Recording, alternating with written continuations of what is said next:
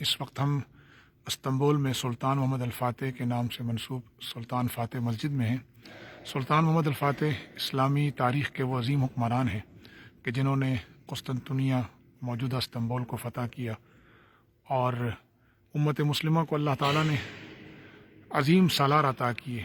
کسی نے تو ساحلوں پر کشتیاں جلا کر امت کو اندلس تحفے میں دیا، اور کسی نے خشکیوں پر کشتیاں چلا کر امت کو استنبول تحفے میں عطا کیا، اور یہاں پر وہ عظیم سلطنت قائم ہوئی جس کے سائے تلے مسلمانوں نے بھی سکھ کا سانس لیا اور غیر مسلموں نے بھی یہاں امن و سکون اور چین کے ساتھ اپنی زندگی گزاری۔ یہ وہ عظیم سلطنت کے عظیم حکمران کی یادگار ہے کہ جنہوں نے خشکی پر کشتیاں چلا کر تاریخ میں ایک عظیم کارنامہ سر انجام دیا جس کو اپنے اور غیر سب تسلیم کرتے ہیں۔ سلطان محمد الفاتح کی قبر بھی اسی مسجد کے جوار میں موجود ہے۔ اللہ تعالیٰ ان کی قبر پر کروڑوں رحمت نازل فرمائے اور ان کی دینی خدمات کو قبول فرمائے۔ جب بادشاہوں کا مزاج مساجد بنانے کا تھا، مساجد میں آنے کا تھا، تو اس وقت عوام بھی اسی ذوق کی حامل تھیں، مسجدیں آباد تھیں۔ آج بھی الحمدللہ پھر سے ترکی کی